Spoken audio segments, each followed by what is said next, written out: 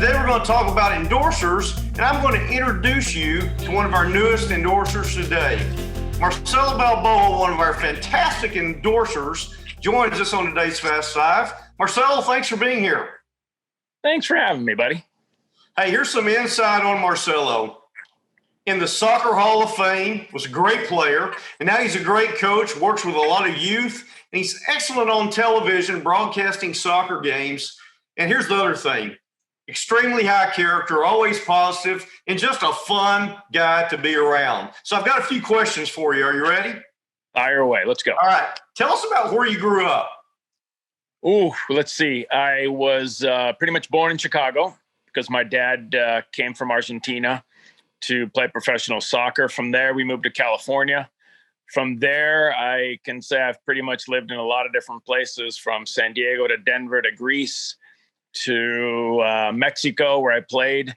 So now, finally, I think this has been the place I've been here the longest. It's been 25 years. It's been Denver.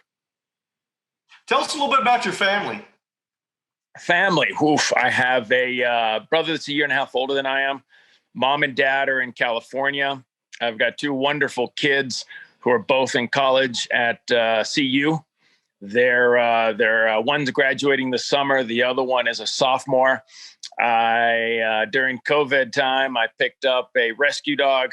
He is my baby. His name's Coda. He is laying over here, sleeping after the 6 miles we did this morning. So been very blessed with a lot of healthy families. Everybody's healthy and sound, and we're having a good time. Oh, man, that's awesome. Tell everybody a little bit about your career path. There wasn't really a path when we were growing. Now there is. You can go from the academies to college to, semi-pro. When I grew up, there wasn't much there. So it was high school. From high school, I went to Cerritos College. I went to a junior college because, to be honest, my grades were not the best. I also chose not to go to a university because I was on the under-20 national team and preparing to play in the '87 Youth World Cup. So from there, I finished in '87 with the Youth World Cup, the 20s. I went to San Diego State for 2 years. Got picked up by the full national team. Played in the '90 World Cup, played in the '94 World Cup, played in the '98 World Cup. Also was blessed enough to play for the San Francisco Bay Blackhawks in the semi-pro, the Colorado Foxes. But after the '94 World Cup, I took a chance and went to Greece. There was a club team there, one of the biggest club teams, Olympiacos, was a team that was interested in me. So I went out there, trained, signed a professional contract. Unfortunately, they can only have 4 foreign players. And the one foreign player that was supposed to leave never left.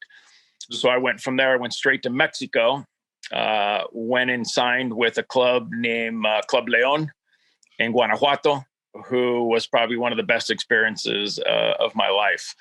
So I got to play in Mexico. From there, MLS was starting. And us as American players who played on the national team that played in World Cups, we all felt the same way, that our responsibility was to come back and help this league, build a league that was going to be here for years to come. So a lot of us, if you go back to the '94 team, probably 90% of us came back to the United States, signed in MLS, and that's where I finished my career with the Colorado Rapids. Well, so a lot of big platforms, a lot of exciting experiences, but what was one of the biggest highlights that sticks out in your mind of your career? That's a tough one because when you have a pretty decent career, long career, there's quite a few standouts. The first time you put on the jersey, you walk into the locker room and you see your number and your name on your jersey.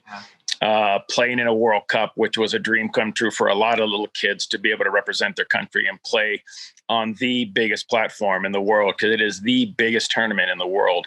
So, there's a lot of those kind of moments. I can go back to '94, the bicycle kick. What a moment that was. Everybody went crazy. I missed. It went wide, but people went crazy for it. But I would say the most special for me was I tore my ACL in '93. And probably if there would have been any other coach, I probably wouldn't have made the World Cup team. I tore my ACL pretty much 10 months before the World Cup. And, you go through those emotions where you feel sorry for yourself. You feel sad. You're depressed because you don't think you're going to get to play. And I was blessed with a guardian angel, and there were two of them. One was Bora Milutinovic, who was the coach who had enough faith in me that I would make it back in time. And then my best friend was Fernando Clavijo, who, God rest his soul, passed away from cancer. He's the one that dragged me out of bed every day. He's the one that got me going. He's the one that got me straight and basically walked into my room one day and basically said, I'm not going to the World Cup without you, so let's go. He got me up out of bed. He got me to the point where I was feeling like, all right, let's go.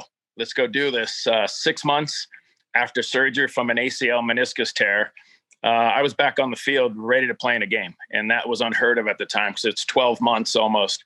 So that was probably the most special day, because when I got through that, the day before the World Cup, we're in Detroit. Bora pulls me to the side and tells me that I'm going to start in the World Cup, in the very first World Cup in the United States. After 9 months of hard work, he rewarded me with giving me the start that day. So that was probably one of the most special days. Man, that's an amazing story and unbelievable career. You have so much to be proud of. Where can tell us this? Where can Zervita Nation catch you on TV this fall? They can catch me on Altitude Sports. I do all of the Colorado Rapids games in English. You can catch, depending on how COVID goes this year, and if things start settling down, I do work do the NA. I do the U.S. national team games in Spanish. So one of those two platforms. Yeah. And I know you've got one favorite Zervita product. Which one is it? I'm just starting to dabble in it little by little, but the protein for me is always the best because I can mix in all of the different types of fruit and veggies that I want in there. And that's been good. And then, the other ones I'm dabbling into, but right now I'm protein-based guy with my fruit and veggies in it. Yeah, that's awesome. Hey, well, listen, I really appreciate you joining me on the Fast Five today. Thanks for being here. Anytime, buddy. Thanks for having me.